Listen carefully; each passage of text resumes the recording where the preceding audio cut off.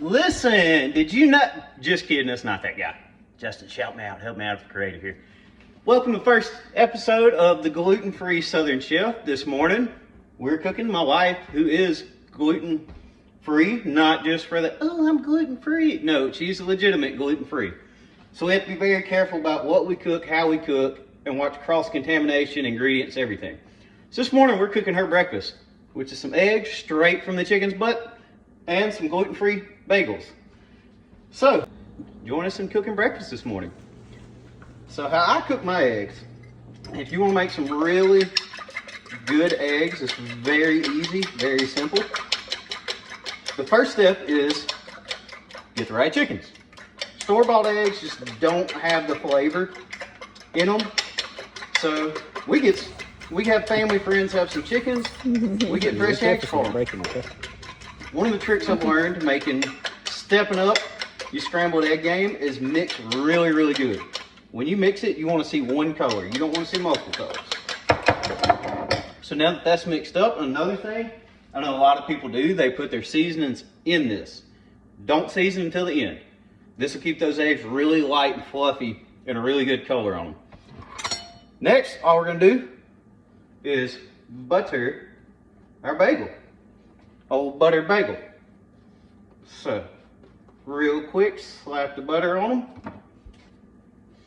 And since my wife is also gluten intolerant, or is gluten intolerant, she's also lactose intolerant, or lactose intolerant for y'all that know. If you know, you know. So, we are using the fake butter, because she can't have none of that lactose. So, that's buttered. We're going to turn the pan on. And you may be asking, oh, Mr. Southern Chef, why are you doing bagels in a pan instead of in a toaster? Well, gluten-free. Big part of cooking gluten-free, cross-contamination. Some people can get away with it, some people can't, depending on the sensitivity. My wife is extremely sensitive to gluten, so we can't use the toaster where I cook my toast and our daughter's toast and everything out of it. She'd make her really, really sick really, really quick. So instead, we have to use the pan to toast all of her stuff in it. Stand by, I forgot a spatula. And we're right back. So yeah, like I was saying, we have to toast hers in a pan separate. And when we cook, we have to make sure that the pans are extremely clean and there's no chance of cross-contamination in it. Like I said, easy way for somebody that's gluten-free to become sick. So now our pans are heated up, butter's melted. We're gonna add our eggs right in there. I know what you're thinking, oh my gosh, that's a lot of eggs. I'm eating eggs too. I'm hungry too. Get off of me. I'm gonna bring y'all to this side. So while those are going, we're gonna put our bagels in a pan. And now these bagels aren't gonna take but a few minutes to cook. We got a little brown in there. We're gonna come down on that heat some. I know what you're thinking, oh, he put his hands in there. Quit being a pansy, it's not that hot. Now, the trick to the eggs, we've cut them off. They're not quite finished yet. They're still a little wet, but they're going to continue to cook while they're sitting in this pan. So if we cook them all the way to they're finished in the pan and let them sit here, we're going to overcook. And then, simple.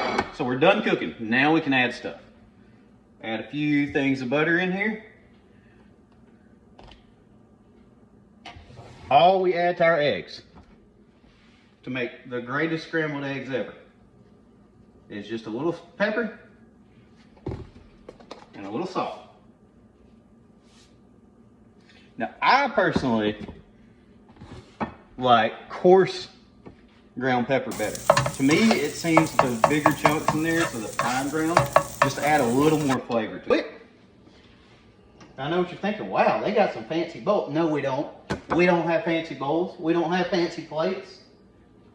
I started filming, I pulled the plastic bowl and the plastic plate out. My wife said, oh hell no, you ain't about to film with that plastic stuff. So she's gonna be bougie this morning. Instead of getting hers on the normal Walmart plastic plate, she's gonna get it on her fancy plates that we're never allowed to use. If you're from the South, you know. Your mama, your wife, your aunt, your grandma, somebody's got them fancy plates, been sitting up there for 30 years looking pretty on a shelf, but you ain't never got to touch them. Except that one time for a special occasion. And that is plated, and that is breakfast done. So, I hope y'all enjoyed. That's a quick, easy, gluten-free breakfast to make. Normally, we would have bacon with this, but apparently Kroger ain't had no bacon on the pickup. So, I think somebody was being lazy. They said they didn't have it. We'll never know. But thanks for joining us here. Quick, simple breakfast to make. All gluten-free. All pretty much natural and healthy. So, thanks for watching. We'll see y'all in the kitchen.